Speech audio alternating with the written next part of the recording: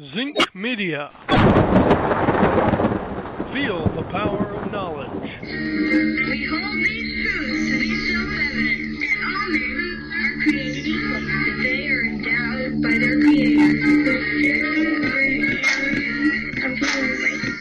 And among these are life, liberty, and the pursuit of happiness.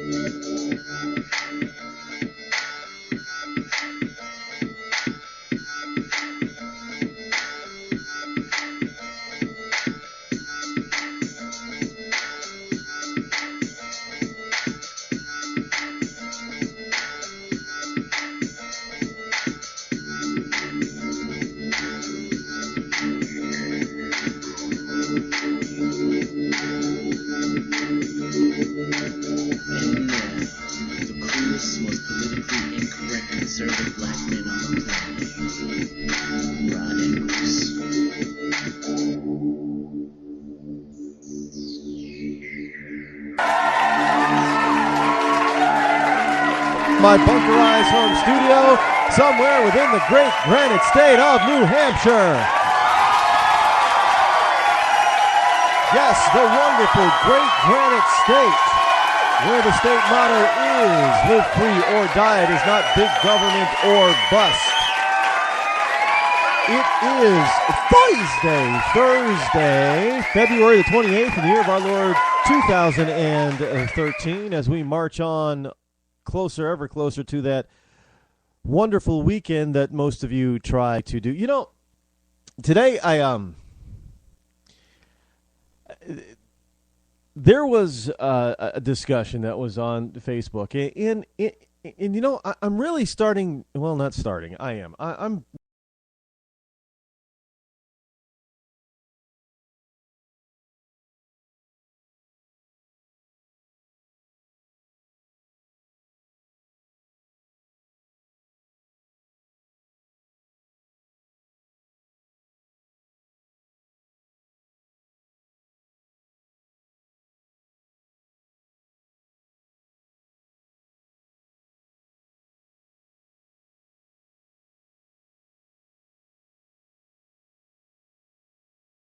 Facebook. And as it goes along with what Scalia said for the Section 5 of the Voters Voting Rights Act, and they view everything as a slight or discriminatory action against blacks, instead of seeing it for what it really could be. One, it could be that people are just trying to get past the race issue, and frankly, blacks aren't letting us get past it. We're not. No, I'm being serious as a heart attack. Every time something happens or comes up that involves a black person and somebody of a different race, especially if they're white, what's the first thing that blacks talk about? Race. It's not everybody else that's race baiting. I got to be honest. It's blacks. And when you're asking a black person, you're talking about, well, you know, I personally don't think that there should be quotas. You know, they respond, well, the white machine is trying to keep us down. And I say, well, how is that? Are we not capable of lifting ourselves up by our own bootstraps? Why are we willing to subjugate ourselves, not just speaking between, you know, racially speaking, blacks and whites and what have you? Why are blacks willing to subjugate themselves to whites? I even had one person who tried this today to go so far as to say, well, you know, it's the Republicans' fault. Like, how is that possible?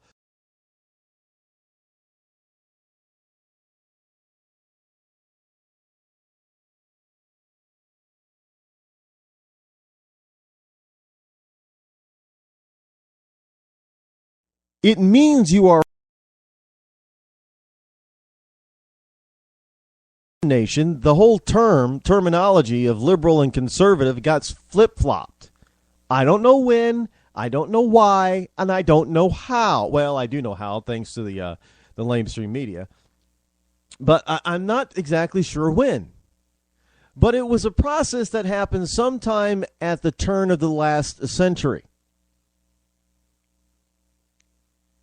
Now, you have to understand, it isn't conservatives that keep trying to change what they want to be called. Well, we're not supposed to call liberals anymore. What are they? Progressives.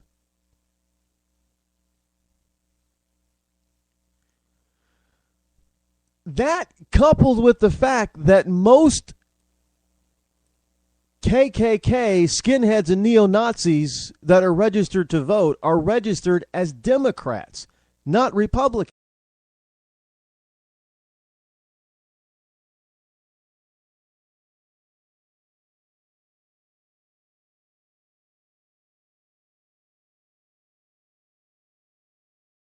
Means just that. Conservative values. Whether you call us liberals back in 1865 or conservatives today. We stood for freedom then.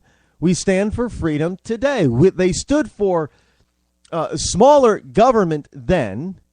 We stand for smaller government today. They stood for equal rights then.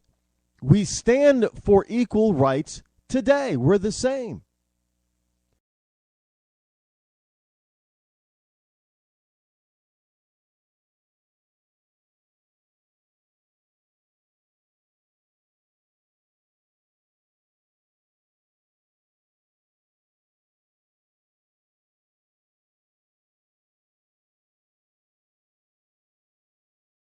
And look, while you're all out there under the gun, literally and figuratively, trying to scrape together cash every day so you can feed your family and keep a roof over your head, your black leadership is living high on the hog.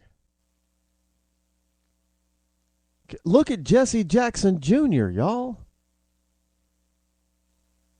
So William Jefferson of Louisiana. Look, he had what was it, $800,000 in his freezer? But yet it's the white man who's keeping you down, huh?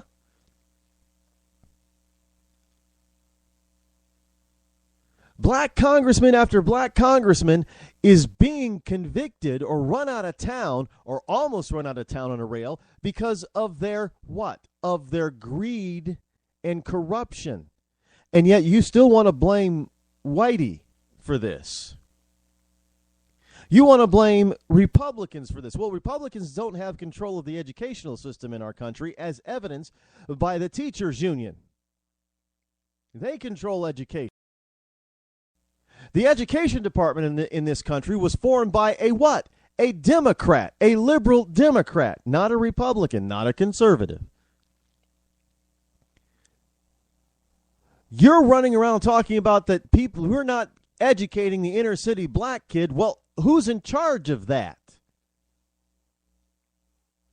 It's not the Republican, because they're not in charge of the city of Chicago. They're not in charge of the city of Buffalo. They're not in charge of the city of Washington, D.C. They're not in charge of other major cities where we have very poor performing student scores. Democrats are in charge. So how is it the black man or the white man's fault? Well, they're not spending enough money. Washington, D.C. spends more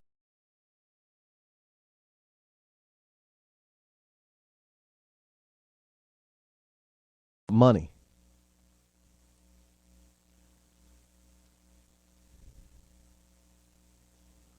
We talk about, well, it's because of all the slavery. Well, you know what?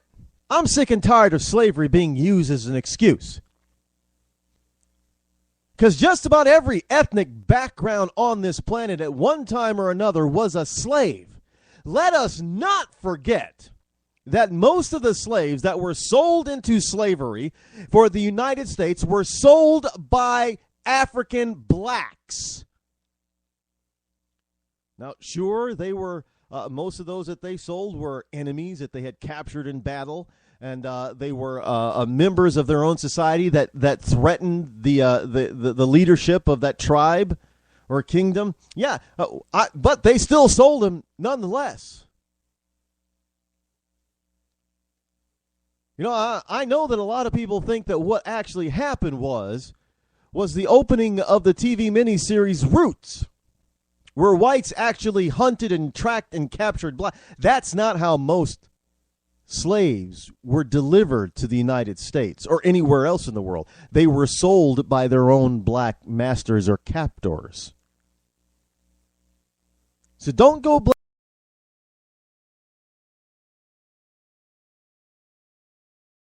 a human tragedy that has occurred throughout history with just about every single ethnicity there is.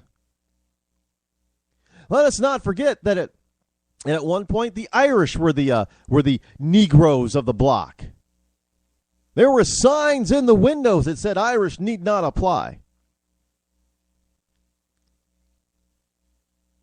At one time, the Italians were on the low rung. Guineas need not apply. Signs in the windows. In this country, there was also another ethnic group that had a hard time, but they haven't used it as an excuse for not succeeding now. Asians. Oh, they died by the hundreds, if not the thousands, building roads and bridges and railways in cities from the west to the east. Do you see Asian groups out there clamoring for government funding?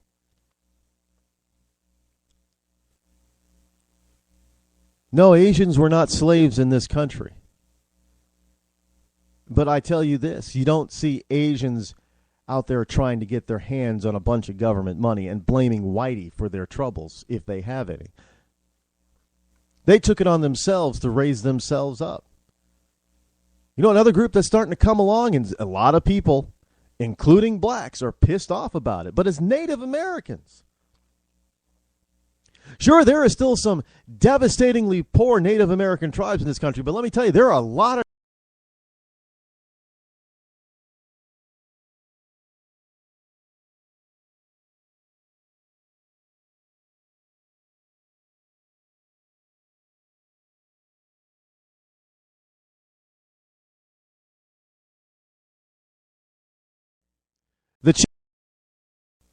when somebody asks him, well, now you have this casino. Now you also have a yacht. You know, your tribe owns a yacht builder, and all the people of your tribe, they're all in management positions. None of them are getting their hands. How did you do it? None of them are getting their hands dirty anymore. They're all in management in all the different companies that you have. How did you do it, Chief? And the chief just said, and he said, and I quote, all we did was use the white man's rules in our favor.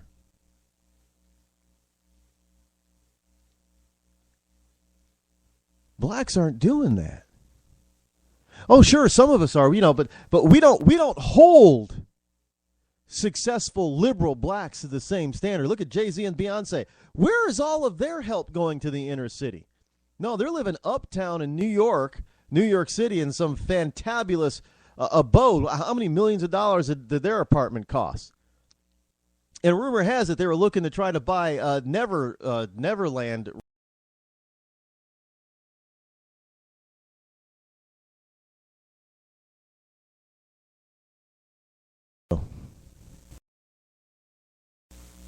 With guns.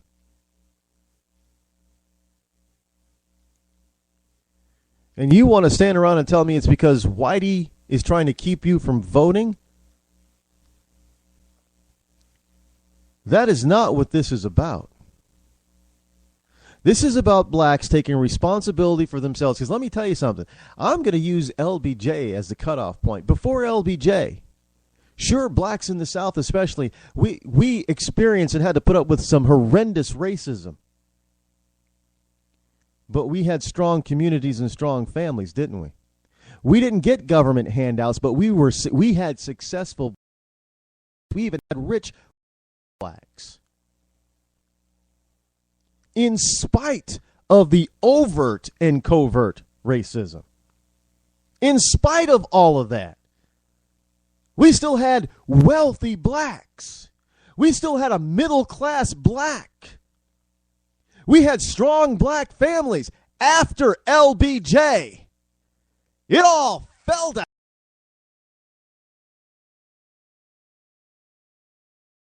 We were put up in what? The projects that we know failed.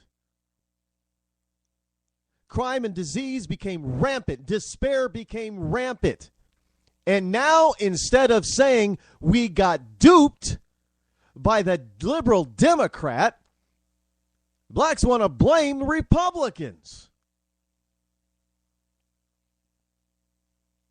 Let me ask you something. What has Barack Obama done for the black? Specifically.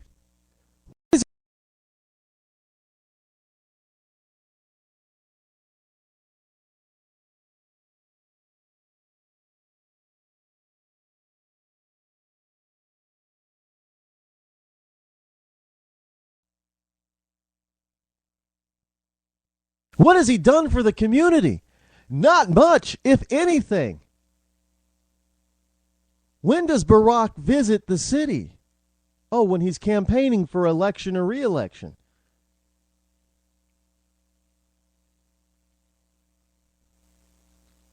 I'm sorry, folks. But you don't know your own history. You've been sold a bill of goods and you're blaming the wrong people. I would find it to be an insult. Because this is what they're telling you. This is what the left is telling blacks. You have our help. Oh, yeah, sure. We'll tell you that it's all about, your history and racism and everything. Even though the racism part was mostly our fault, it was still racism that kept you down. But you can't make it today without us. So we got to keep you having these programs. We got to keep you using these programs. We got to keep these programs coming. We got to keep all these quotas because y'all ain't worth enough to make it on your own. Y'all need whitey liberals' help. Y'all need whitey liberals' money because y'all are worthless without us. That's exactly what they are telling you. It is an insult. And I'll be damned if I follow that line of thinking.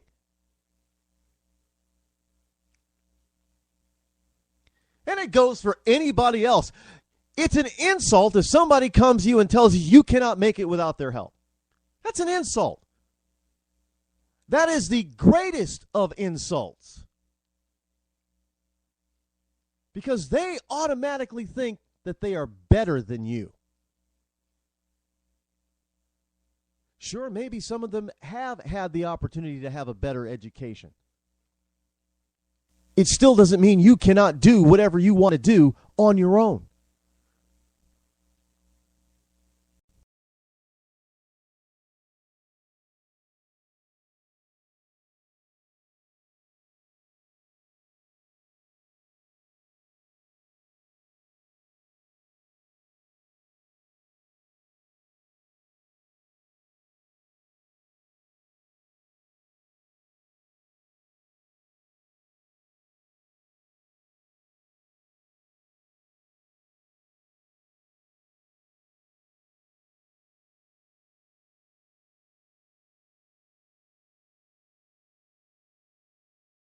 Make it without you. To keep telling people that without you and your money that they are worthless.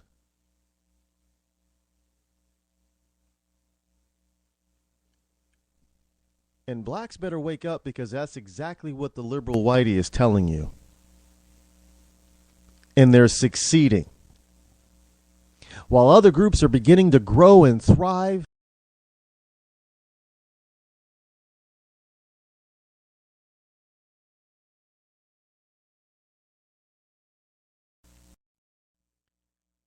the black population in this country is actually on a real numerical decline.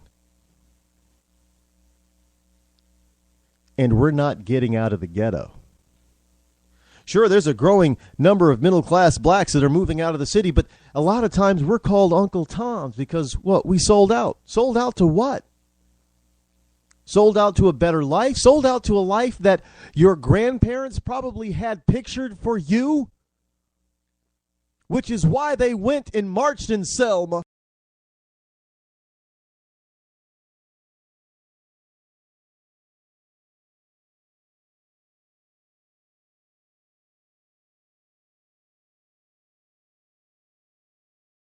Kids, go play together in the sandbox.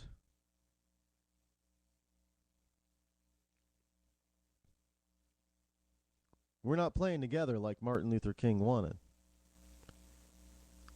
And it is not so much the white kids' fault as it is the black kids. Because we're the ones screaming, racism this, racism that. Y'all just want to keep us down, and yet you allow them to keep you down. By taking their money, by propagating their BS, and then saying you are worthless without them.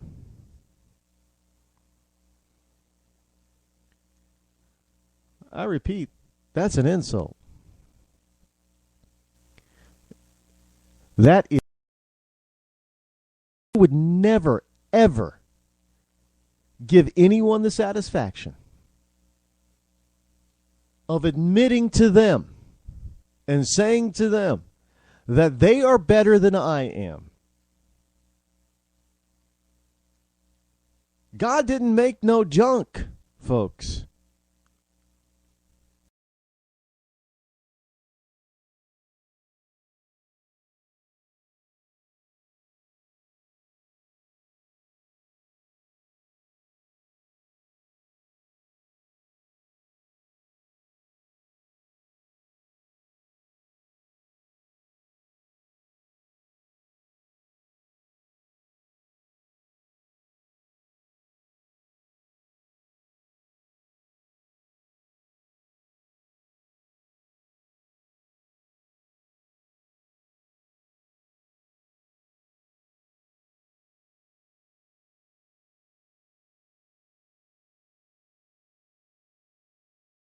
Because in all tried, I have told my family,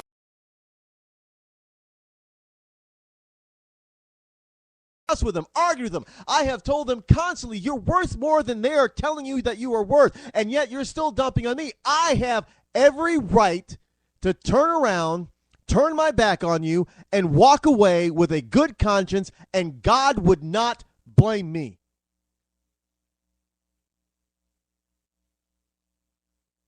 But no, I feel that we are worth more.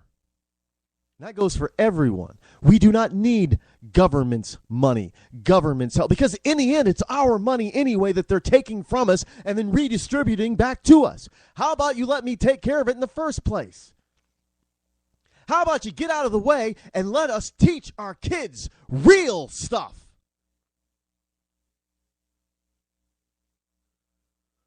How about we teach them the truth about history? How about we teach them real mathematics? How about we teach them real science? How about we teach them real proper English? How about we really educate? And forget all this other crap that we're introducing into our schools. If we do that, if we just focus on the 3 R's alone, you'll see a significant change in the inner city and the black. But let me tell you something. The liberal doesn't want that. And I don't care if they're white liberal or a black liberal. Because once a black liberal makes it up into that power structure, man, look, I've asked a question. What's more important? Money or power? Can you have power without money? Yes. Can you have money without power? Yes. But with power, what do you get? Money. As much of it as you want, anytime you want. And some people might say, well, with money you can buy power. Not always. But with power, you can always get money.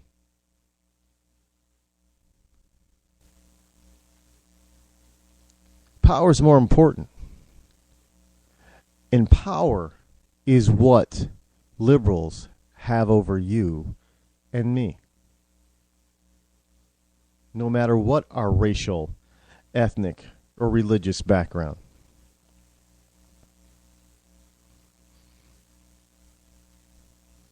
You control the halls of power. You control the people. And right now, the liberal halls of power say that blacks are not worthy of being construed as full humans. There was a reason why in the Constitution it was amended to say that a black man was only 3/5 of a human. It was to keep him down. Keep him from realizing his full potential. What is happening today? You're blaming conservatives who only want you to be free, who only want you to be able to take care of yourself and to live to your fullest potential, that potential that God gave you. That is what a Republican conservative wants. But who is saying that you cannot do that? Look around, all the legislation that comes down for you is from the liberal. When you realize this, you will wake up from your stupor.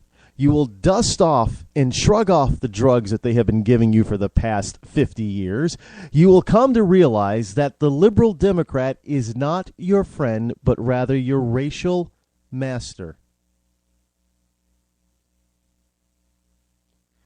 And I say to you truly that your so-called black leadership who are liberals, those people are the sellouts and the real Uncle Toms, because they're living high on the hog while you're still in the ghetto. You heard?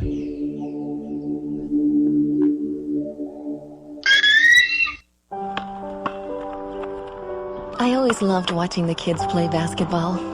I still do, even though things have changed. It's funny, they can't find jobs to get their careers started, and I can't afford to retire. And now we're all living together again. I supported President Obama because he spoke so beautifully. He promised change, but things changed for the worse. Obama started spending like our credit cards have no limit. His healthcare law made health insurance even more expensive. We've had stimulus and bailouts. Obama added almost $16,000 in debt for every American. How will my kids pay that off when they can't even find jobs? Now Obama wants more spending and taxes. That won't fix things. I had so many hopes. Cutting taxes and debt and creating jobs. That's the change we need.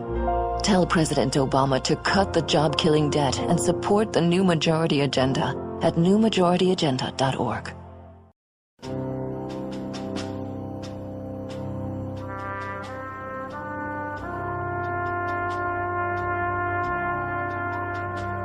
From Iraq and Afghanistan, our brave warriors are coming home, wounded. Some with wounds you can see, some with wounds you can't see. Wounded Warrior Project was created to support our men and women coming off the battlefield.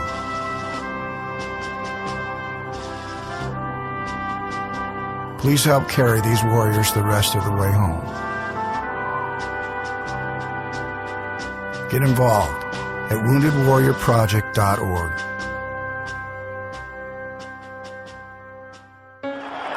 Today is a special day. Today we gather as a nation and as an international community to recognize the selfless decision of one of the most influential women of our time. She's been recognized by religious figures and politicians around the world. To us, she's just Rachel. But to the rest of the world, she is the woman who, after having one too many drinks, chose not to drive home buzzed. Here today to honor Rachel is the family whose lives she spared. Save a life. Don't drive buzzed. Buzz driving is drunk driving. I was in chronic pain, and my family struggling to make ends meet, food and gas prices going up, even keeping my job was iffy. Then I learned about a new miracle drug made in Washington, D.C. Spenditol. Spenditol is Washington's answer to all the painful problems Americans face. How to borrow $800 billion for a stimulus that didn't create jobs or fix the economy? Spenditol. Spenditol is not for everyone. Side effects may include a mountain of government debt piled on our kids, a sudden loss of freedoms, higher prices for everything, leaving our kids a lesser America than we had. Ask your doctor or congressman if your conscience is strong enough for Spenditol. And it's so popular in Washington, we have to import trillions more of it from China. Spenditol makes you feel better now and pushes off the really bad stuff till later, for them to deal with. Call the White House and Congress. Tell them, stop spending it all.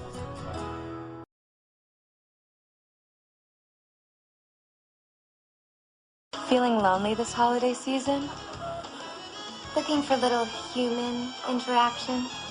Do you want to feel contact in certain special places? Then why not go through security at an airport? The TSA. TSA agents are ready and standing by to give you a little something extra to feel thankful about this holiday season. The TSA. What are you waiting for? I want to check under your testicles.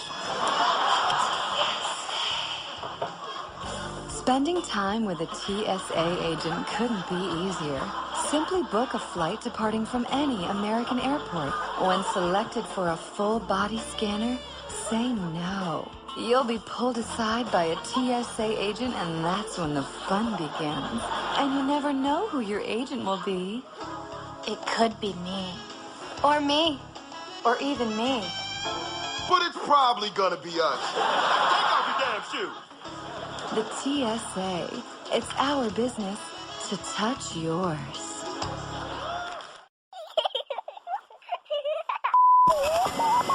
Welcome to the Bureau of Womanhood Conformity. Independent thoughts are considered subversive because all must agree with our leader. When it comes to women, preventative care should include coverage of contraceptive services such as birth control. You see, if you don't believe government should pay for your birth control, you're not a real woman.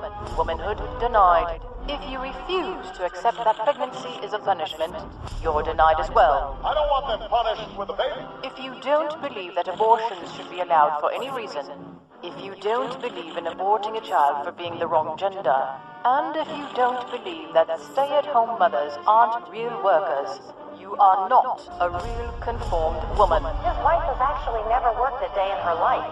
His wife has actually never worked a day in her life. Finally, for your safety, if you oppose mandatory government health care, you will die. They will be voting to say that women can die on the floor. These standards and regulations were formed after our glorious victory in the war on women. Thank you for your cooperation and your conformity.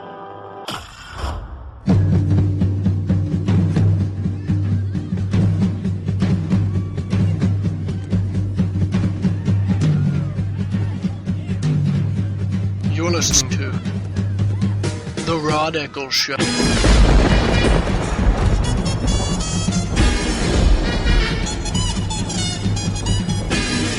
Here in these United States of America, an American student is punished for refusing to recite in an American school, in an American classroom.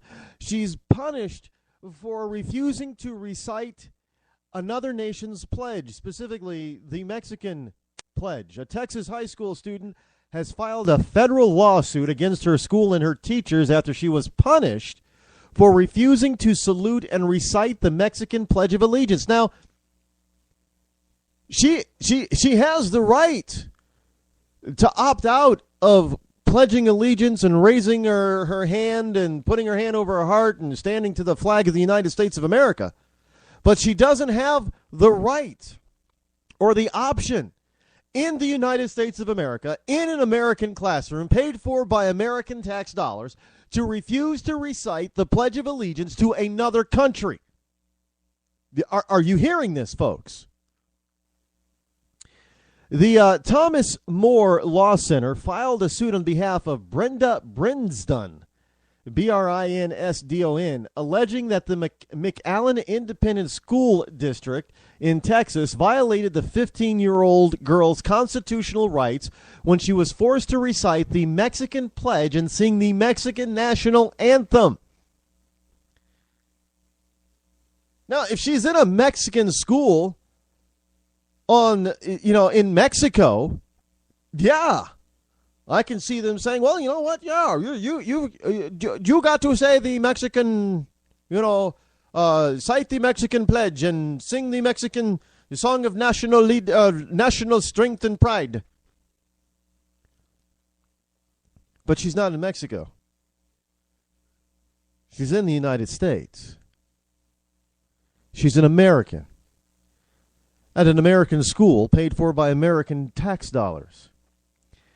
Now, Brinsdon, who is the daughter of a Mexican immigrant and an American father, refused. Oh, so I know some of you are going to jump on the bandwagon. Oh, well, she's racist. Well, is she racist against herself and her mother? Oh, she's a self-hating, self-loathing little bitty. Well, why is that? Because she's proud to be an American? Now, Brinsdon, who is the daughter of a Mexican immigrant and an American father, refused. She believed it was un-American to pledge a loyalty oath to another country. Yeah, yeah. Yeah, yeah. So she refused to do it. Can't blame her. Stand up with the girl. I stand with her. Now, ironically, the school district has a policy that prohibits a school from compelling students to recite the American Pledge of Allegiance. Let me read that to you again. The school district, the McAllen Independent School District in Texas, United States of America, has a policy that prohibits a school from compelling students to recite the American Pledge of Allegiance. The district also has a written policy that excuses students from reciting texts from the Declaration of Independence if the student, as determined by the district, has a conscientious objection to the recitation. How the hell do you have a conscientious objection to the Declaration of Independence? It's the very document that gives you the right to have a conscience or be a conscientious objector in the first place.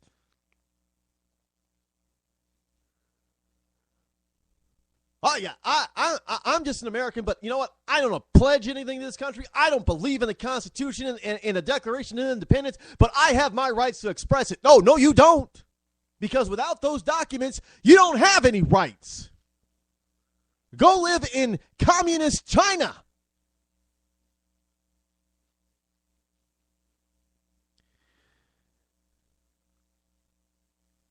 There is a sad trend in public schools across our nation to undermine American patriotism, says Richard Thompson, president of the Thomas More Law Center, but it's encouraging to see students like Brenda stand up for America despite pressure from school officials. Now, what's most troubling is a different treatment for someone wanting to opt out of reciting the American Pledge of Allegiance compared to someone, as a matter of conscience, wants to opt out of reciting the Mexican pledge or any other pledge. It's all anti-America from Americans. Folks, do you see how they are destroying us from within. There is still no military power great enough to take us from without.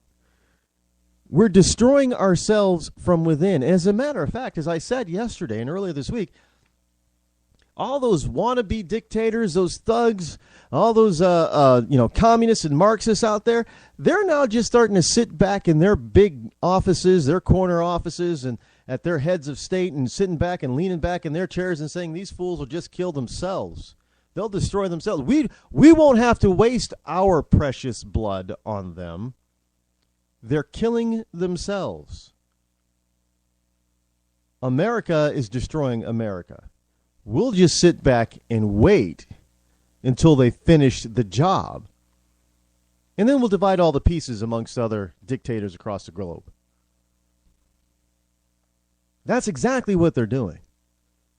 Why the hell do you think Putin was so happy that Obama got reelected?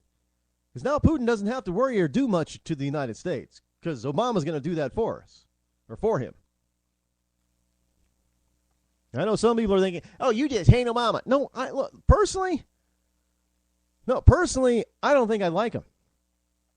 I would not go for, I've always said I wouldn't go for a beer with him. But you know what?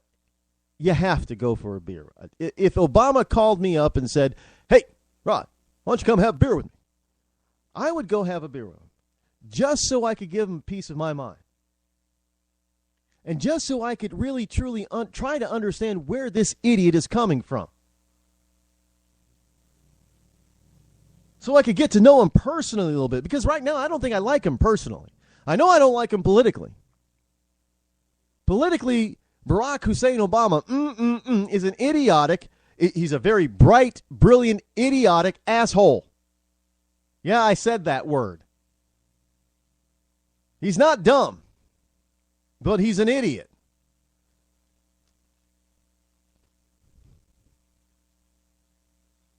Personally, I don't know. I tend to think that he really does believe half the stuff that he says. And that's troubling.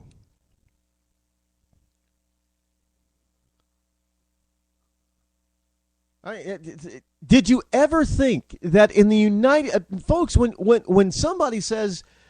something can't happen here, the government can't do this, or this will never happen in the United States. Did you ever think it was ever going to come down to the point where an American student in an American school, in an American town, in an American school district, in an American state, paid for by American tax dollars, would get into trouble for refusing to recite the Pledge of Allegiance to another country, and yet be fully off the hook if she decides to not recite the American pledge? Did you ever think it would come to that? Now, most of you who are over the age of probably 30 or 35 would say, no, that just could not happen back in the day. Well, it's happening today. Welcome to the 21st century.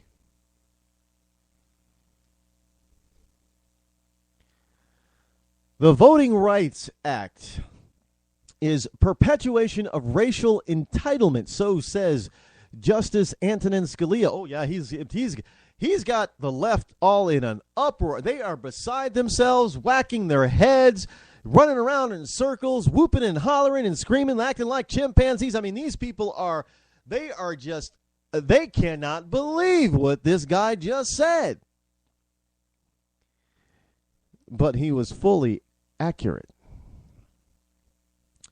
There were audible gasps in the Supreme Court's lawyers' lounge, where audio of the oral argument is pumped for members of the Supreme Court bar, when Justice Antonin Scalia offered his assessment of key provisions of the Voting Rights Act he called a perpetuation of racial entitlement. Now, the comment came as part of a larger riff on a comment Scalia made the last time the landmark voting law was before the justices, noting the fact that the Voting Rights Act reauthorization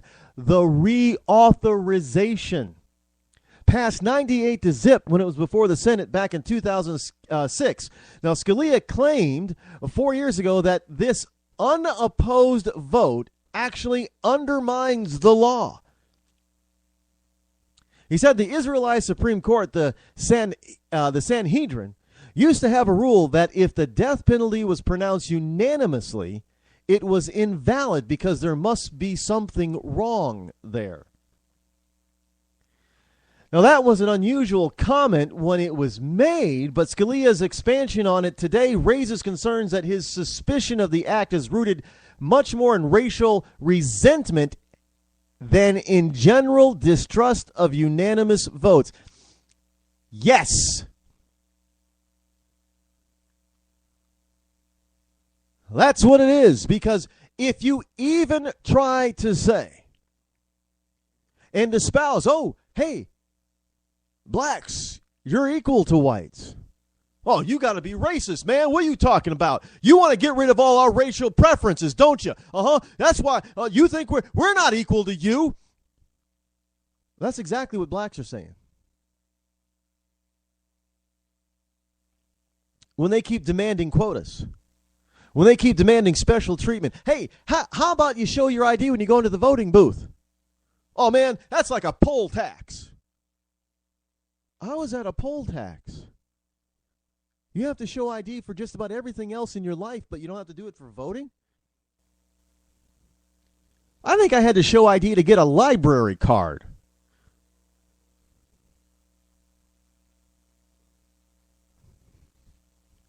Oh, but no, that somehow, hey, isn't requiring ID of a black kid in the inner city of, say, Chicago or the Bronx, couldn't that be construed as racism then? You're asking for an ID, and all I want to do is read books and use the library. This vast amount of information is in here, and you're trying to keep it from me because you want me to have an ID, and I can't afford an ID. I don't hear anybody screaming about that.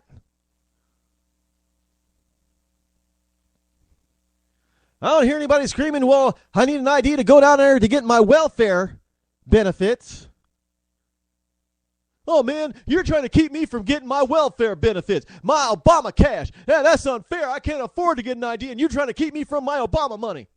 I don't hear anybody yelling and screaming about that. Oh, but now you want me to prove who I am so I can vote? Oh, no way, honey child. That's racism right there. You better, that is the same thing as a poll tax, and that is racism right there.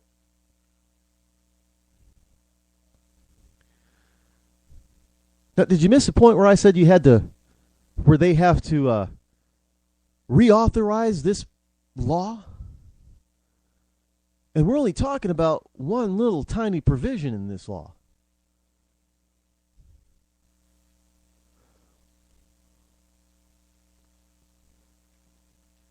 How about we start believing that there's some racial progress? You cannot tell me that there is not racial progress in this country. We just reelected a black president, for crying out loud. So unless you cheated to get him elected and reelected, then this country elected its first black president and then reelected him.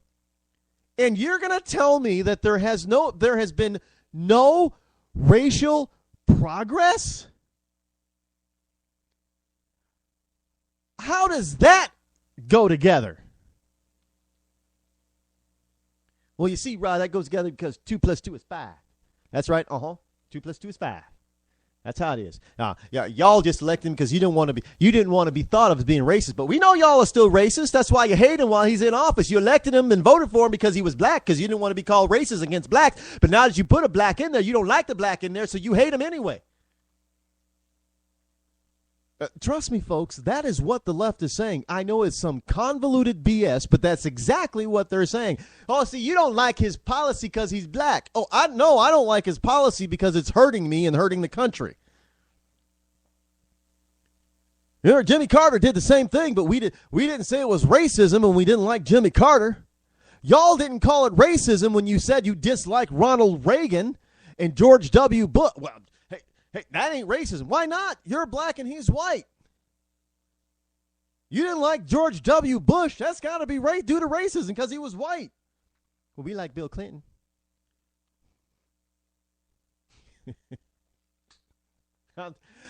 Folks, I'm telling you, this whole racial issue is a red herring by the left. And it is a red herring that is more than doing the job they hoped it would do. I am telling you right now that the left is beside themselves with how successful they have been able to perpetuate this stupid notion that there is rampant, uncontrolled racism in the United States today. They are beside themselves with how successful that is. They can't believe it. And it's time we stop it and put an end to it. There were a lot of blacks that didn't vote for Barack Obama.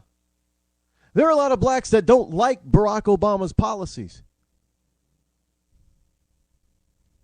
There are a lot of blacks that like George W. Bush and voted for George W. Bush.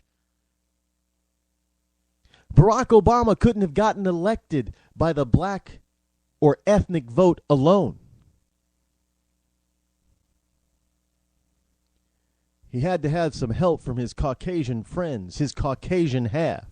Well, that's the side they voted for. They didn't vote for his black side. They voted for his white side. They voted for his mama. I'm telling you, you guys will find anything to introduce race into it. And I'm here to tell you right now that in most cases, race has nothing to do with it. Except from you, the true racist. You know, wise men always say, be careful of the person who's pointing the fingers, who's accusing the innocent of being guilty, because it is they who in reality are guilty of the crime.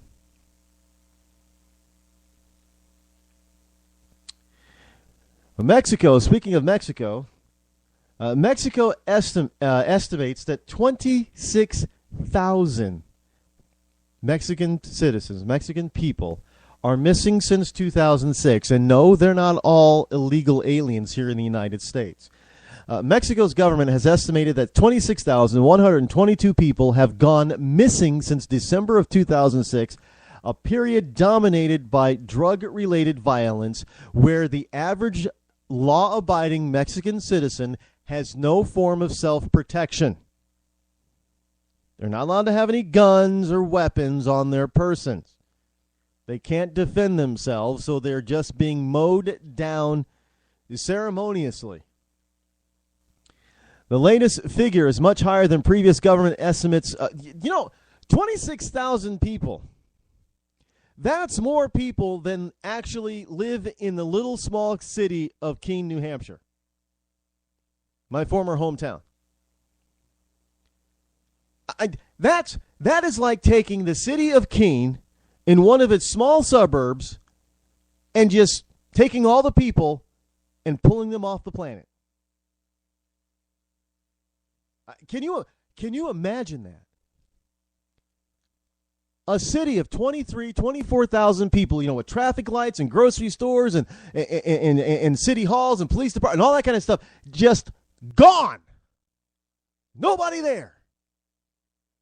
23,000 people, all those homes, those empty classrooms, the empty offices, the quiet stores, the empty streets, the college that is there. Nobody there in all those dorm rooms and in those classrooms. Just gone. Well, that's how many people are now missing, unaccounted for, in Mexico. The list includes more than 20,000 ongoing official investigations, but 5,206 still have to be verified. So how do you have 20,000 official investigations? Think about that. I mean, that's just insanity. But that is what the left wants here. Y'all don't need, why don't you just shoot your shotgun through the door? Y'all don't need none of them there assault rifles. Just take your shotgun that's loaded with some rock salt and shoot it. Yeah, that'll stop them. I know that they might have a Glock or a 9mm, even a 44 that'll blow your head clean off. But, hey, you know what? And they might be on drugs, so they might not even feel that shotgun shot, bouncing off their body.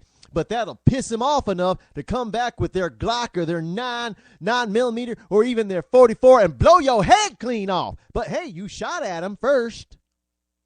That didn't scare him off. Well, you better run. This is just across south of our border. The Mexican government is admitting that an entire small city is missing, unaccounted for. Missing. Gone. Never to be seen again. Which is probably why some desert plants are blooming so well in the Mexican desert. I'm sure there's a lot of bodies down there that have been buried that are nourishing all the plant life. And some people are probably saying, oh, Rod, no, you didn't go there. Yeah, I did just go there. And if you're not careful, we're going to go there. Wake up, folks. Wake up. I'm out of time for tonight. Well, goodbye. And don't think it hasn't been a little slice of heaven, because it hasn't. I'm Rod Eccles. You've been listening to The Rod Eccles Show. I'm out.